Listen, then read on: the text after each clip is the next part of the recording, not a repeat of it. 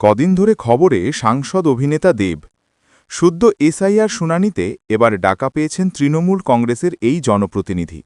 তার সঙ্গে তার পরিবারের ৩ সদস্যকেও ডাকা হয়েছে বলে খবর। নির্বাচন কমিশনের তরফ থেকে নোটিশ পাঠানো হয়েছে।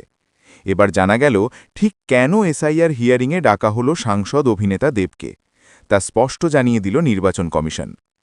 নির্বাচন কমিশনের পক্ষ থেকে বলা হয়েছে, এনিউমেরেশন ফর্মের যে অংশে 2002-এর সঙ্গে লিঙ্কের উল্লেখ করার কথা ছিল, সেই নির্দিষ্ট অংশটি খালি ছিল দেব এবং তার পরিবারের।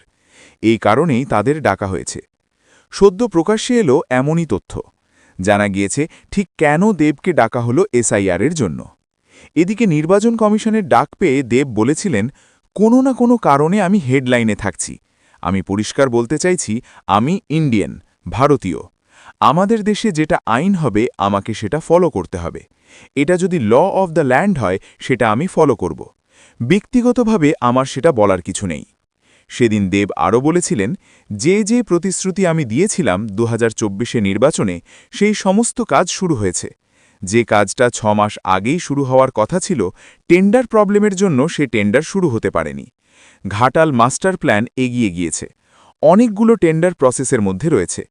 অনেকগুলো টেন্ডার পাস হয়েছে, কাজ শুরু হয়ে গিয়েছে। সাংসদ দেব যে কথা দিয়ে ভোটটা নিয়েছিল বা মানুষের ভালোবাসা পেয়েছিল, দেব সেসব কথা ফেরায়নি।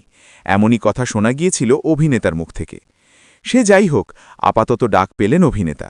জানা যাচ্ছে আগামী 14 জানুয়ারি দেবের সঙ্গে তার মা, বাবা ও বোন যাদবপুরের কার্জুননগর হাই স্কুলে হিয়ারিংয়ের জন্য উপস্থিত থাকবেন বলে জানা গিয়েছে।